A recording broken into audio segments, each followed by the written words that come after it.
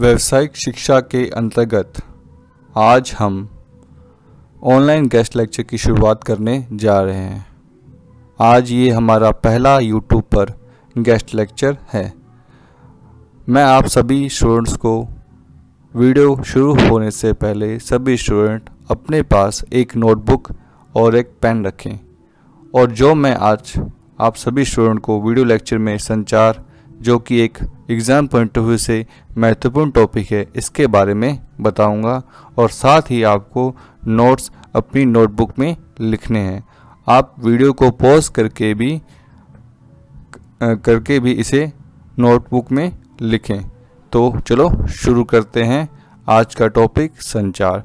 ये क्लास 12 के IT students के लिए हैं। लेवल 4 का ये है, जिसमें संचार एक जो जनरल बुक है, सामान्य बुक है जो लगती है आप सभी के लिए, उसमें सब पहला टॉपिक है संचार। उसके बारे में आज हम सीखेंगे। ये कंटेंट आपको नोटबुक में लिखना है।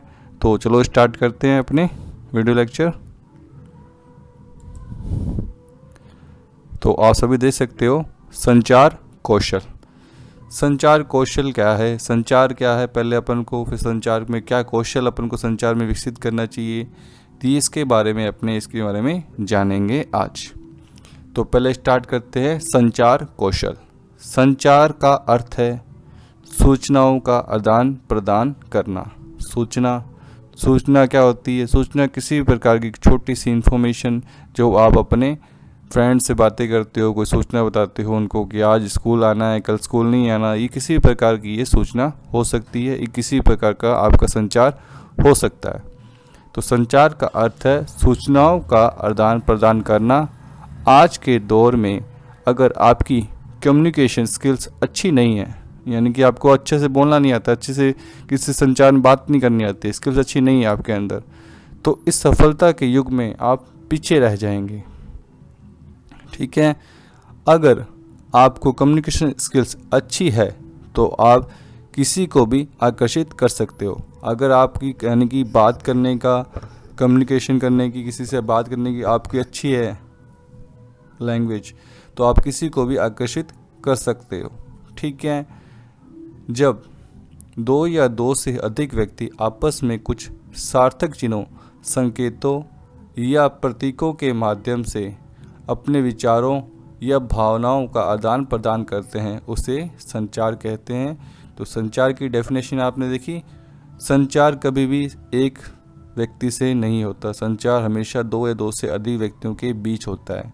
तो ठीक है, जब दो या दो से अधिक व्यक्ति आपस में कुछ सार्थक चिन्हों या संकेतों या प्रतीकों के माध्यम से अपने विचारों या भावनाओं को प्रकट करते हैं, आदान प्रदान करते हैं। जैसे मेरा कहना है, मैं आपको कुछ बता रहा हूँ तो मैं अपने संचार आपके साथ शेयर कर रहा हूँ। ठीक है, एक दूसरे से अपने कम्युनिकेशन कर रहे हैं, तो उससे हम क्या कहते हैं? संचार कहते हैं। ठीक है। जब हम अपनी सूचनाओं का आदान प्रदान करते हैं, लेकिन ये सूचनाएं तब तक उपयोगी नहीं हो सकती जब तक उन सूचनाओं का आदान प्रदान न हो। ठीक है। तो अब आगे चलते हैं अपने वर्तमान समय में संदेशों का आदान प्रदान करना बहुत ही आसान हो गया। अब जैसे प्रेजेंट में अपना एक संदेश किसी को भेजना है अपन को, तो अपने संदेश कैसे भेजते हैं? लेटर लिखते हैं? नहीं, अपने क्या करते हैं? व्हाट्सएप खोला, मैसेज किया, उसको जो अपन को लिखना है संदेश में जो बात करनी है अपन उसको बोल दिया। तो ये अब वर्तमान में आसान हो गया है। ठीक है।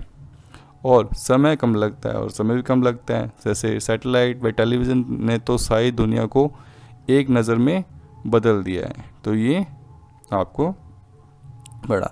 अब नेक्स्ट पढ़ते हैं अपने कम्युनिकेशन के प्रकार। अब आप कम्युनिकेशन की कितने प्रकार से कर सकते हो? लिसनिंग, सुन के भी कर सकते हो, स्पीकिंग, बोल के भी, रीडिंग, लिख के भी, पढ़ के भी, और राइटिंग, लिख के भी। तो ये आप कम्युनिकेशन के प्रकार हैं। अब इसके बारे में जानते हैं।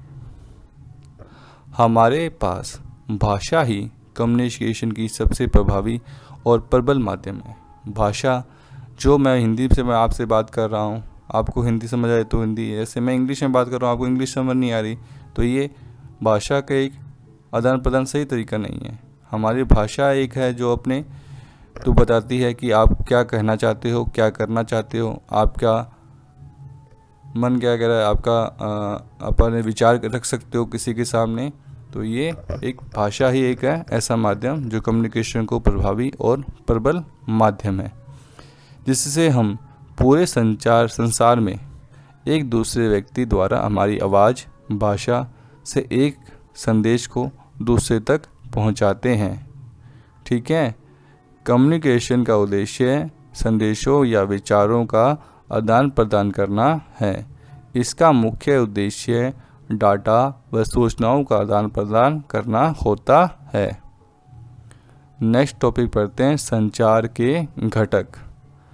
संचार के घटक कौन कौन से हैं? मैसेज, सेंडर, माध्यम, प्राप्तकर्ता और प्रोटोकॉल। तो ये 5 माध्यम हैं। ठीक है। तो उसके बारे में पढ़ते हैं। मैसेज वह जानकारी जिसका आदान प्रदान किया जाना है, जो आपको जिस मैसेज को आप दूसरे को बताना चाहते हो उसको बोलते हैं मैसेज। यह कोई जानकारी या कोई सूचना, कुछ भी जो आप दूसरे को डिलीवर करना चाहते हो उसको क्या बोलेंगे? मैसेज बोलेंगे। सेंडर जिसे आप बताना चाहते हो, जो भेजता है। ठीक है। जैसे आप मैसेज किसी को दे रहे हो तो आप क्या बन गए? सेंडर बन गए। ठीक है। आप सेंडर बन गए और जिसको आप भेज रहे हो मैसेज वो क्या बन गया? प्राप्तकर्ता, रिसीवर बन गया। ठीक है। तो सेंडर क्या है? भेजने वाला। यह वह व्यक्ति होता है जो संदेश भेजता है। तो आप कौन से व्यक्ति हो? संदेश भेजने वाले। ठीक है, क्योंकि आपको किसी और को संदेश बताना है। तीसरा है माध्यम। आप संदेश भेजने के लिए कौन से माध्यम का यूज़ करते हैं? आप बोल के यूज़ करते हैं या कुछ लिख कर कुछ कहते हैं? तो एक माध्यम कोई भी, जैसे आप कोई भी एक चैनल का यूज़ करते हैं ना, संदेश को इधर से दूसरे को ट्रांसफ़र या डिलीवर करने के लिए, उसको क्या बोलेंगे? माध्यम बोलेंगे। संदेश भेजने के लिए जिन साधन का उपयोग किया जाता है वह माध्यम कहलाता है। ठीक है। चौथा पॉइंट है प्राप्तकर्ता। यह वह व्यक्ति होता है जो संदेश प्राप्त करता है। जैसे 2 व्यक्ति है, एक है ए पर्सन, दूसरा है बी पर्सन। ठीक है। आप हो ए पर्सन और बी पर्सन मैं हूँ। आप मेरे को संदेश भेजना चाहते हो तो आप क्या करोगे? जैसे अभी आप यूट्यूब पे ये वीडियो देख रहे हो, आप मेरे को कैसे संदेश भेजोगे कि आप मेरे को कुछ बताना चाहते हो? तो आप क्या करोगे?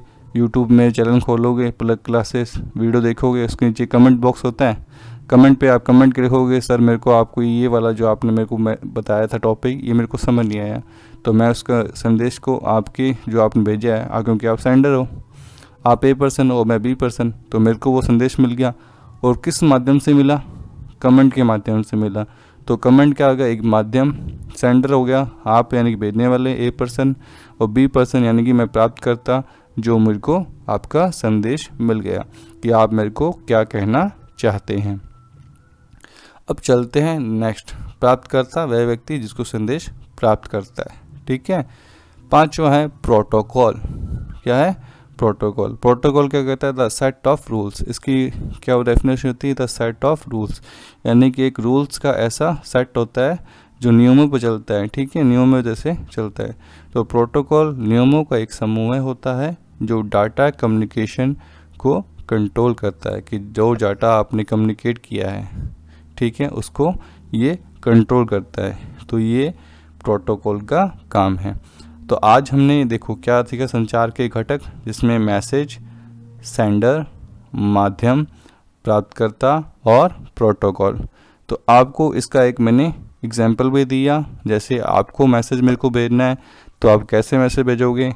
आप यूट्यूब पे खोलोगे प्लग क्लासेस, फिर आप वीडियो ऑन करोगे, वीडियो के जस्ट नीचे कमेंट बॉक्स होता है, आप सबको पता है, उसमें आप अपना संदेश लिखोगे। तो मेरे को जैसे संदेश लिखा आपने, जैसे सर मेरा कोई टॉपिक समझ नहीं आया, तो मैं उस टॉपिक के बारे में एक नई वीडियो बनाऊंगा। ठीक है। तो सेंडर आप हुए, माध्यम हुआ कमेंट, और रिसीवर हुआ मैं, जिसको ये मैसेज प्राप्त हुआ। अब चलते हैं नेक्स्ट टॉपिक पे। यहाँ तक सबको समझ आ गया? अब चलते हैं, आप इसको अपनी नोटबुक में लिखें, क्योंकि क्लास 12 बोर्ड का एग्ज़ाम है, तो आपके लिए ये लिखना बहुत ही आवश्यक है, संचार के कौशल, ताकि आपके पास कोई कंटेंट हो, राइटिंग हो लिखने के लिए एग्ज़ाम नोटबुक में। ठीक है, एग्ज़ाम बुक में। चलो अब चलते हैं संचार के अंग। संचार के अंग, संचार के 7 अंग हैं। कितने अंग हैं? 7 अंग हैं, जिसमें पहला होता है प्रेषक, दूसरा होता है संदेश, तीसरा होता है एनकोडिंग, चौथा होता है संचार का माध्यम, पांचवा डिकोडिंग, छठा प्राप्तकर्ता, सातवां फीडबैक। ठीक है, तो इनका डिटेल में आप चर्चा करते हैं और साथ में आपको इसको नोटबुक में लिखना है, ताकि आपको फ्यूचर में जब आपका एग्ज़ाम हो बोर्ड का तो आपको इसको पढ़ने में आसानी हो। तो आप वीडियो को पॉज करके इन सब को कंटेंट को लिख लेना। ठीक है, अपने नोट्स बना लेना। ओके, इन 7 संचार के अंग के बारे में हम विस्तार से चर्चा करेंगे। पहला है प्रेषक। प्रेषक वह व्यक्ति जो अपने विचारों को दूसरे व्यक्ति तक पहुंचाता है। ठीक है, मेरा कोई विचार है, जैसे ए पर्सन ने कोई अपने विचार रखे कि मेरे को दूसरे व्यक्ति तक पहुंचाने, तो वो क्या हुआ? प्रेषक। ठीक है, क्या हुआ? सेंडर। उसे क्या कहते हैं? प्रेषक बोलते हैं। दूसरा है संदेश। संदेश कुछ भी हो सकता है, कोई भी इंफॉर्मेशन हो सकती है, कोई भी डाटा हो सकता है, जो कुछ आपको कहना है वो सारे क्या है? संदेश। जो आप किसी को बताना चाहते हैं वो सारे क्या है? संदेश। संदेश की कैटेगरी में आते हैं, मैसेज की कैटेगरी में आते हैं, या सूचना की कैटेगरी में आते हैं। संदेश वह संचार का मुख्य विषय है। ये संचार का मुख्य विषय होगा, क्योंकि आप किसी को संचार कर रहे हो, किसी से बात कर रहे हो, तो संचार का मुख्य विषय ये होगा ना कि आप जो भी कह रहे हो वो एक संचार है, ये संदेश है, यह सूचना है, कोई इन्फॉर्मेशन है, ये कोई डाटा है। तो ये सब क्या है? कुछ कहने के लिए, किसी को कुछ बताने के लिए, तो संदेश, सूचना, डाटा, ये सब क्या है? मुख्य विषय होता है। इसके बिना आप क्या बताओगे किसी को, है ना? तो इसको आप इसमें लिखा हुआ है, ये संचार का मुख्य विषय है, जिससे कोई भी सूचना लिखित, मौखिक या अलिखित किसी भी माध्यम से संप्रेषित की जा सकती है। तो जिसमें आप इसको लिख के भी बोल सकते हो, लिख के भी कह सकते हो। आपको संदेश लिखना है, जैसे कॉपी पे लिख दिया अपन ने, नोटबुक पे, ठीक है। और जैसे लेटर, पहले के ज़माने में लेटर यूज़ होते थे ना, पोस्ट करते थे अपने लेटर, तो वो क्या करते थे? लिखित करके अपने करते थे। अब अपने फ़ोन पे बात करके भी उसको संदेश दे सकते हैं। जैसे मौखिक, मौखिक क्या होता है? बोलना। मैंने अपने फ्रेंड को फ़ोन किया, कोई संदेश बताया, हाँ भाई कल मैं जा रहा हूँ, आप आ जाना, ठीक है। ये मैंने इसको संदेश दिया कि मैं कल जा रहा हूँ, ठीक है। तो ये क्या मैंने बोल के दिया, तो उसको क्या बोलेंगे? मौखिक संदेश बोलेंगे, जो मैंने उसको बोल के दिया, तो ये मौखिक संदेश हुआ। या अलिखित, जो या अलिखित भी बोलते हैं इसको, ठीक है। मौखिक को भी किसी भी माध्यम से संप्रेषित किया जा सकती है। वो कोई भी माध्यम हो सकता है, फ़ोन हो सकता है, लेटर हो सकता है, व्हाट्सएप मैसेज हो सकता है, टेक्स्ट मैसेज हो सकता है, कोई भी माध्यम जिससे आप संदेश को दूसरे तक पहुंचाते हो, ठीक है। तीसरा है एनकोडिंग। अब ये ध्यान से समझना, एनकोडिंग क्या होता है कि प्रेषक हो गया, संदेश हो गया, फिर एनकोडिंग। एनकोडिंग क्या आ गया? आप कोई संदेश भेज रहे हो किसी को, आप नहीं चाहते कि संदेश किसी को बीच में किसी और को मिले या कोई उस संदेश को पढ़ सके, ठीक है। तो उसमें क्या करता है? एनकोडिंग का क्या रोल है? सूचना भेजने वाला व्यक्ति अपने विचारों को अपनी भाषा में या विभिन्न चिन्हों की श्रृंखला के रूप में व्यवस्थित करता है, ठीक है, और फिर इस सूचना को आगे भेजता है। तो इसका माध्यम क्या होगा? सूचना जो भेजने वाला व्यक्ति है ना, वो अपने विचारों को अपनी भाषा में, यानी अपनी खुद की लैंग्वेज में या विभिन्न चिन्हों के की एक श्रृंखला में व्यवस्थित करता है, फिर उसे सूचना को आगे भेजता है, ताकि उस मैसेज को कोई और रीड ना कर सके, वो अपनी भाषा में लिखता है। संचार का माध्यम। संचार का क्या माध्यम है? संदेश भेजने के लिए ऐसे माध्यम की ज़रूरत पड़ती है, ठीक है। इस माध्यम की जरूरत पड़ती है, संचार के माध्यम, जिसके द्वारा एक संदेश को आगे भेज सके, ठीक है। मैंने आपको माध्यम बताया था, जैसे मेरे को आप संदेश भेजो तो कमेंट बॉक्स के माध्यम से भेजोगे ना कि आपको क्या चाहिए, कौन सा टॉपिक में वीडियो चाहिए। तो एक माध्यम क्या बना? कमेंट बॉक्स, ठीक है, के द्वारा संदेश आगे भेज सकते हैं। संचार माध्यम औपचारिक और अनौपचारिक किसी भी प्रकार के हो सकते हैं, ऑफिशियल अनऑफिशियल दोनों प्रकार के हो सकते हैं संदेश, ठीक है।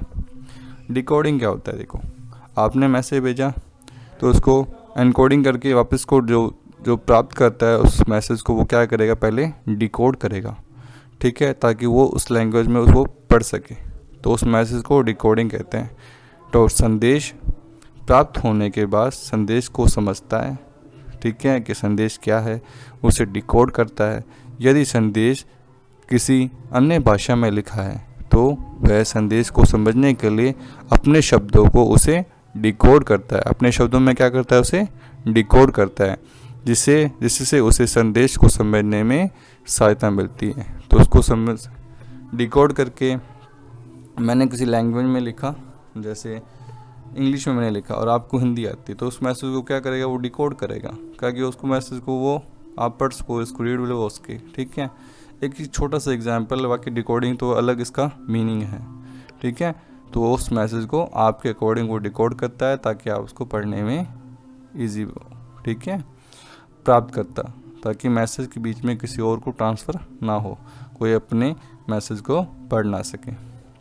प्राप्त करता वो होते हैं जिसको संदेश मिलता है, वह व्यक्ति जो संदेश को प्राप्त करता है वह क्या कहलाता है, प्राप्तकर्ता कहलाता है। 7वां और लास्ट टॉपिक है फीडबैक। फीडबैक क्या होता है, जिसको हिंदी में क्या बोलते हैं, प्रतिक्रिया।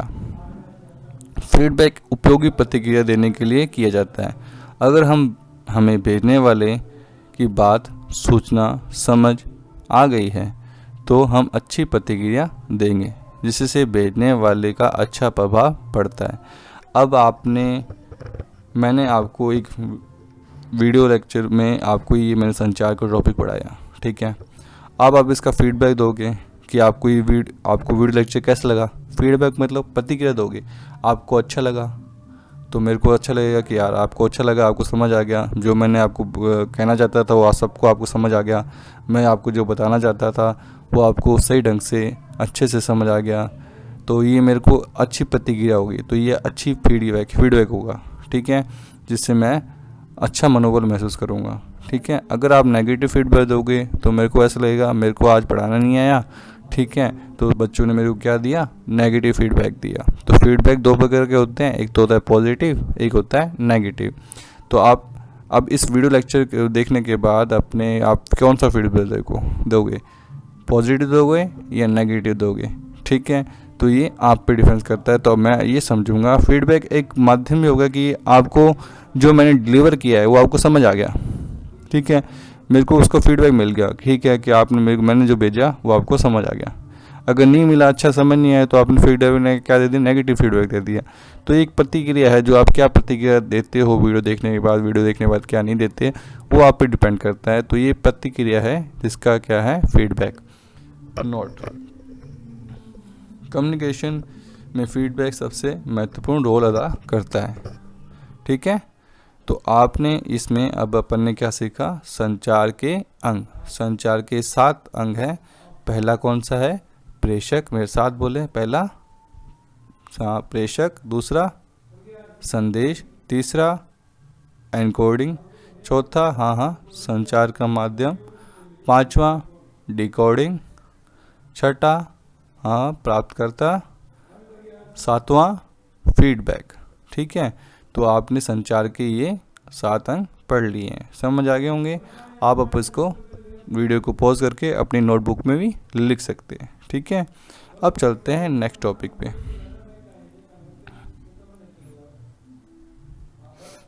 ये है अपना आज का वीडियो का last topic, steps of active listening, how it's effective, ठीक है, कि एक्टिव लिसनिंग के स्टेप्स हैं और ये कैसे इफेक्टिव बनाती हैं, हाउ इट्स इफेक्टिव। तो प्रभावी संचार के लिए कौशल जो संदेश भेजने में सहायता करते हैं, ठीक है, जो संदेश भेजने में सहायता करते हैं वो कौशल कौन कौन से होने चाहिए आप में, कि आप जो बोले स्पष्ट बोले, ये कौशल होना चाहिए। संक्षिप्त बोले, जितना बोलना है उतना बोलें, और शुद्ध और सटीक बोलें। तो ये कौशल आप एक्टिव लिसनिंग में होते हैं, ठीक है। तो ये पहले अपने स्टार्ट करते हैं स्पष्ट। एक स्पष्ट वार्ता, यानी कि स्पष्ट बात वह है जो सटीक बताया है कि आपके द्वारा जो संदेश भेजा गया हो वो स्पष्ट और सरल होना चाहिए। यानी मैंने कोई संदेश आपको भेजना है तो मेरे को जो कहना है वो स्पष्ट कह दूँ, हाँ ये करना है काम आपको, या फिर मैं ऐसे बोल दूँ, हाँ भाई कुछ समझ आया, नहीं समझ आया ना, तो मैं आपको पूरे लाइन से पूरा स्पष्ट तरीके बोलूँगा कि आज हमने संचार का टॉपिक पढ़ा, या फिर मैं ऐसे बोल दूँ हाँ संचार। नहीं समझ आया ना? तो ये स्पष्ट नहीं है, तो आप स्पष्ट पूरी लाइन बोलें, ठीक है, तो ही आपको ये समझ आएगा। स्पष्ट बोलें, ठीक है। दूसरा है संक्षिप्त। संक्षिप्त क्या होता है? संक्षिप्त होता है कि आप मैसेज को छोटा करें, है ना। संक्षिप्त का मतलब क्या होता है? मैसेज को छोटा बड़ा चढ़ा के नहीं बोलना। आपको जितना मैसेज में आपको बोलना है आप उतना ही बोलें, साथ में कोई एक्स्ट्रा या अननेसेसरी चीज़ इसमें ऐड ना करें। तो ये होगा संक्षिप्त का मतलब। जैसे संक्षिप्त मैसेज दूसरे को भेजने या बताने के दौरान छोटा या संक्षिप्त होना चाहिए। तो ये संक्षिप्त का पॉइंट है। तीसरा है सटीक या सही। एक सटीक सही संदेश वह है जो तथ्यात्मक होता है, अर्थात उस बात पर विश्वास किया जा सकता है या सही माना जा सकता है। तो ये सटीक है। सटीक और सही होना चाहिए, तथ्यात्मक होना चाहिए, ताकि उस पर आपने जो मैसेज कहा है उस पर हम विश्वास कर सकें कि आपने सही बोला है। तो ये तथ्यात्मक होना चाहिए, तथ्य पे आधारित होना चाहिए, ठीक है, उस बात पे हम विश्वास कर सकें, तो यही सही माना जा सकता है। तो ये हैं steps of active listening and how it's effective, कैसे बनाते हैं, ठीक है। तो आज हमने पढ़े स्पष्ट, संक्षिप्त और सही। तो आज हमने क्या क्या पढ़े वो स्टार्टिंग से अपने वापस करते हैं, क्या क्या पढ़ लिया अपन ने, और नेक्स्ट वीडियो में जो अपनी होगी तो उसमें क्या क्या पढ़ेंगे, ठीक है। संचार के बारे में पढ़ा, संचार कौशल क्या होता है, संचार की डेफिनेशन क्या होती है, कम्युनिकेशन के प्रकार क्या है, जिसमें लिसनिंग, स्पीकिंग, रीडिंग, राइटिंग, ये सब इसके कम्युनिकेशन के प्रकार हैं, ठीक है। उसके बारे में पढ़ेंगे। पढ़ा अपन ने संचार के घटक, जिसमें आता है मैसेज, सेंडर, माध्यम, प्राप्तकर्ता और प्रोटोकॉल। नेक्स्ट टॉपिक पढ़ा अपन संचार के अंग। 7 अंग होते हैं: प्रेषक, संदेश, एनकोडिंग, संचार का माध्यम, डिकोडिंग, प्राप्तकर्ता और लास्ट में उसका फीडबैक। किसी का भी आप फीडबैक दे सकते हो। आप किसी रेस्टोरेंट में खाना खाते हो तो आप उसको फीडबैक क्या दोगे? अच्छा लगा खाना तो पॉजिटिव फीडबैक दोगे, अच्छा नहीं लगा तो आप क्या लिखोगे? खाना हमको स्वाद नहीं लगा, टेस्टी नहीं लगा, तो ये नेगेटिव फीडबैक हो गया। आप किसी भी चीज़ को फीडबैक दे सकते हो। आप क्लास टीचर आपको पढ़ा रहा है तो आपसे बाद में प्रिंसिपल पूछता है ना कभी कभी, कोई नए क्लास टीचर सर ने कैसे पढ़ाया, तो आप क्या देते हो? हाँ सर ने बड़ा अच्छा पढ़ाया, अच्छा फीडबैक मिल गया, है ना। तो उसको ये क्या बोल देंगे? पॉजिटिव। आपको अगर सर ने अच्छा नहीं पढ़ाया तो ये क्या बन गया? Negative feedback. आप किसी भी चीज़ किसी भी को भी फीडबैक दे सकते हो, ठीक है। नेक्स्ट टॉपिक अपन ने क्या पढ़ा था? Steps of active listening on how it's work. तो इसमें अपने स्पष्ट, संक्षिप्त और शुद्ध और सही सटीक पढ़ा। तो ठीक है, ये क्लास 12th के IT स्टूडेंट की संचार जो कौशल बुक है, संचार रोजगार, है ना, रोजगार कौशल वाली बुक, उसका फर्स्ट लेसन अपन ने किया। इसके नोट्स हैं, ठीक है, आप अपने इसको नोटबुक में लिख सकते हैं। अगर आपको ये वीडियो लेक्चर, गेस्ट लेक्चर अच्छा लगे तो आपका अपना YouTube चैनल सब्सक्राइब करें, प्लग क्लासेस, ठीक है। आप सभी को ये चैनल सब्सक्राइब कर लेना है, ठीक है। प्लग क्लासेस आपको अब रोज़ नई वीडियो आपको मिलेगी क्लास 12th के बच्चों की, IT स्टूडेंट्स के लिए नोट्स के रूप में। तो आज की वीडियो इतनी है, मिलते हैं नेक्स्ट वीडियो में। तो आपको इसका फीडबैक देना है, इस वीडियो का पॉजिटिव देते हो या नेगेटिव देते हो, ये आप पे डिपेंड करता है। और आपको ये नोट्स सबको अपनी नोटबुक में लिखना है। तो मिलते हैं नेक्स्ट वीडियो में ई कंटेंट, यूट्यूब लेक्चर के साथ, ठीक है, व्यवसायिक शिक्षा के योजना के अंतर्गत। चलो बाय।